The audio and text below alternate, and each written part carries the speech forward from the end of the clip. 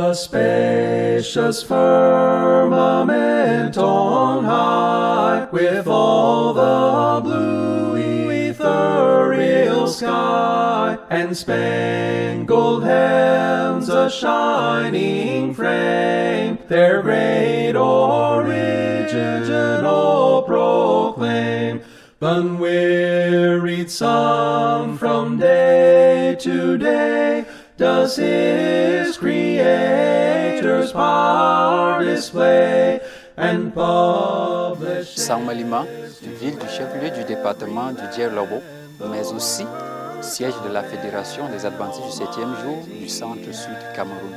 C'est une ville où coexistent paisiblement plusieurs cultes confessionnels, catholiques, presbytériens, musulmans, pentecôtistes, adventistes et bien d'autres, avec une prédominance des catholiques et des presbytériens. L'Église s'est trouvée une place importante dans cette ville durant près de 80 ans. Arrivée vers les années 40, a été favorablement accueillie par les populations locales. Aujourd'hui, l'Église compte près de 800 membres, répartis principalement dans deux districts, le district d'Avebe, qui abrite le siège de la Fédération, et le district de San Malima. Merci, bienvenue au district d'Avebe. Le district d'Avebe où nous sommes, c'est le siège. Mais en totalité, le district compte 8 églises. 7 églises organisées et une branche récemment créée il y a un an. Le district d'Avebe compte environ 450 membres. Nous parlons des membres actifs, sans oublier qu'il y a des refroidis.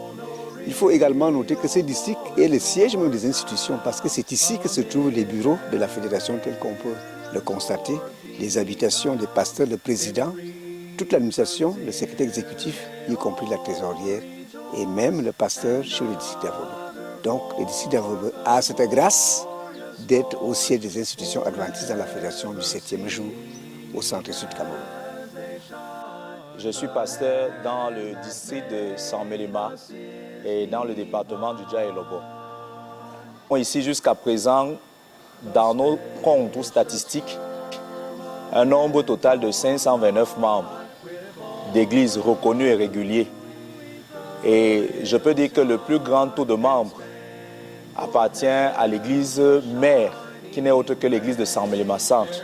Le grand district de San Malima Centre est composé de 4 églises organisées et 4 groupes, autrement appelés les branches. Donc en fait, nous avons en tout, on peut le dire ainsi, 8 communautés de l'église adventiste réparties dans l'arrondissement de San Malima Centre. La particularité de ce district, c'est d'avoir certainement le chef-lieu de notre fédération, la fédération du centre et sud Cameroun. Nous sommes à peu près à 3 km.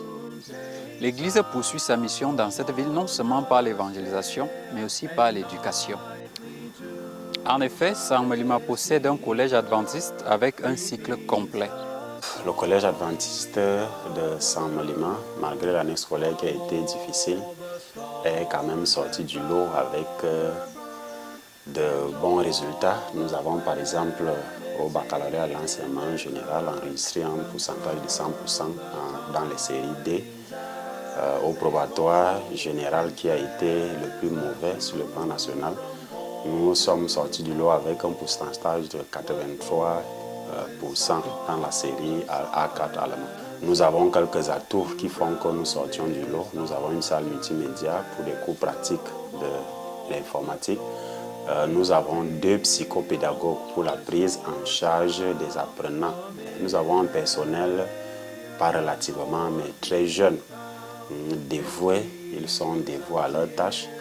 Et voilà les quelques atouts que nous avons au collège adventiste, sans oublier que nos effectifs ne sont pas nombreux, ce qui fait que nous essayons de suivre les enfants autant que cela est possible pour qu'ils puissent travailler, pour qu'ils puissent donner le meilleur d'eux-mêmes. Le cadre, bien entendu, il est propice aux études car éloigné des multiples bruits qui empêcheront aux enfants d'étudier dans de bonnes conditions. Nous voulons questionner l'image sociale de l'Église adventiste dans cette ville. Question de rendre encore plus efficace son influence et sa mission. Quelques résidents vont nous donner leur point de vue. Nous commençons par les autorités de la ville. Bonjour à vous et bienvenue dans l'arrondissement de Saint-Médément, qui accueille toujours tout le monde de manière joviale et conviviale. Cette église fait partie de la liste des églises que nous avons dans notre circonscription administrative et participe au bon déroulement de toutes les activités auxquelles elle est interpellée. Donc je vous répondrai par un oui parce que faisant partie intégrale de la liste des obédiences religieuses que nous avons dans notre arrondissement.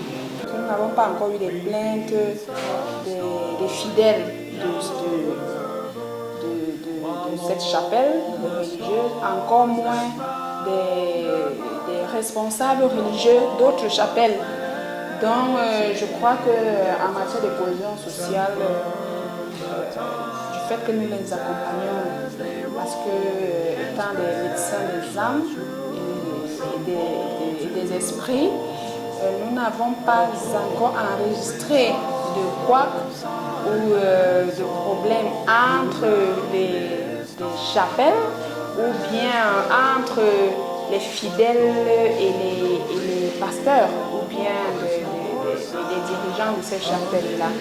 Donc jusque-là, elle est restée au même titre que toutes les autres églises, c'est-à-dire nous travaillons ensemble, nous voyons toutes les choses de la même manière, nous avons un même devoir.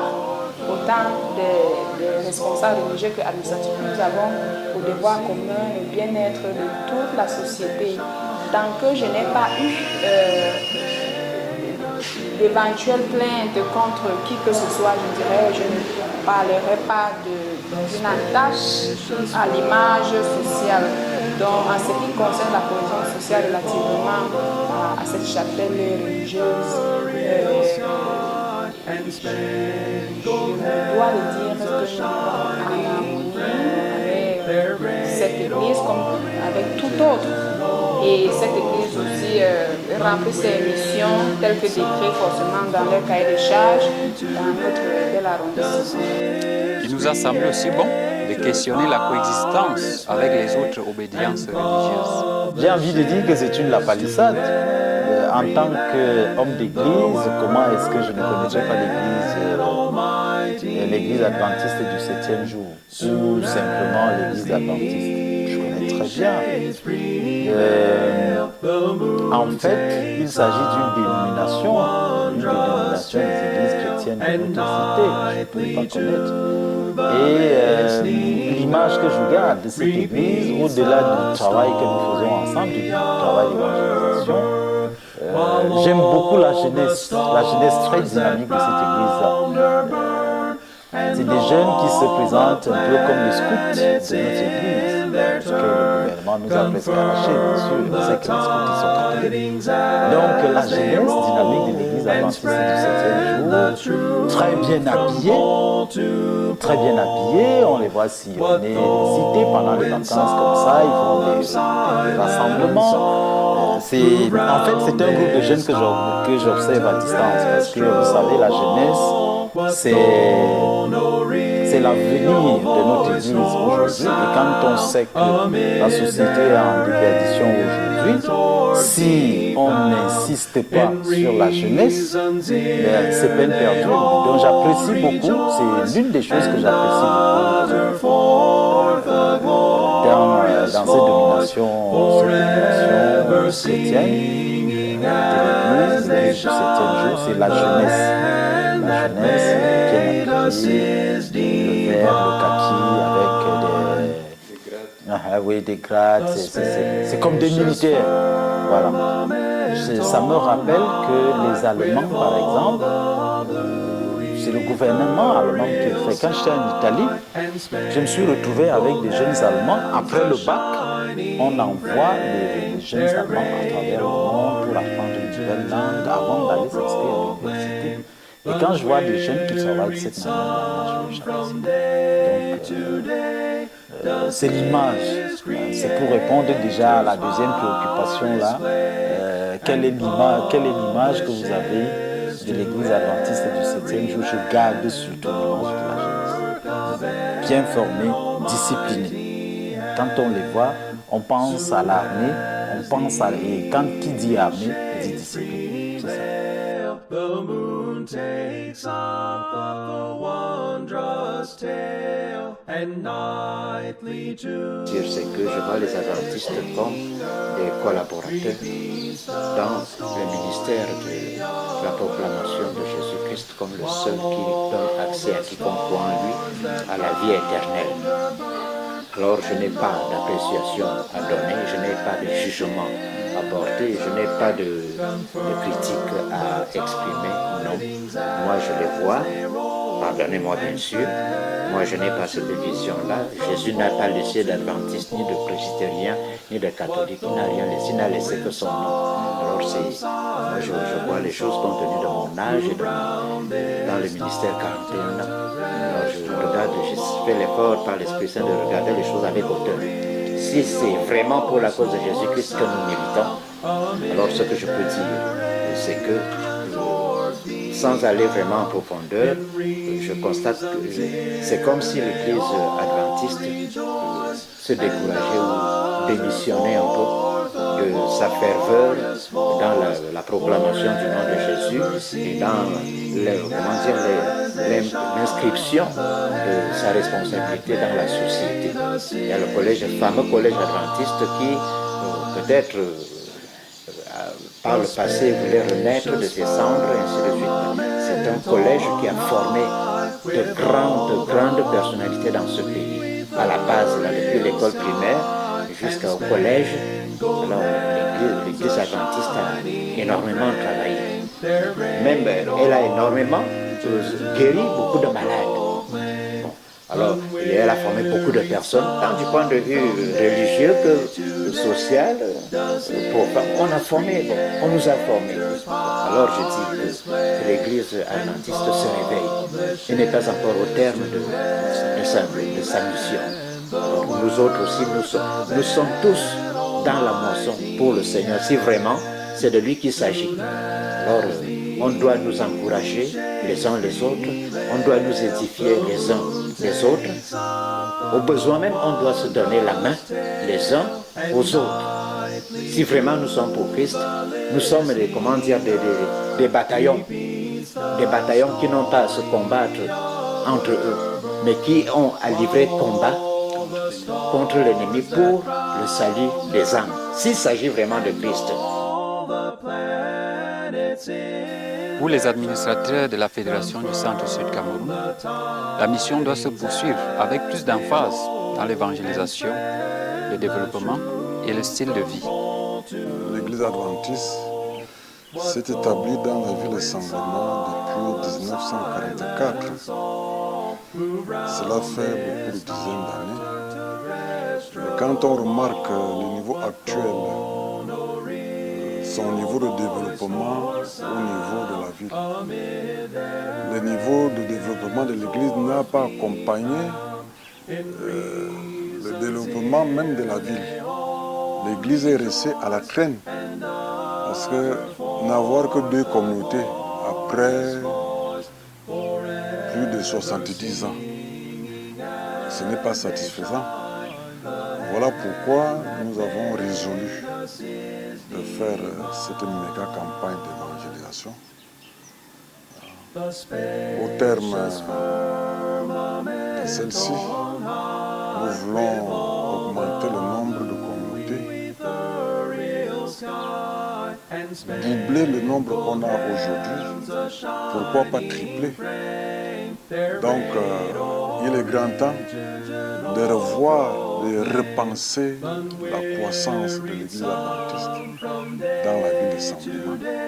Surtout que celle-ci est le siège même de la fédération.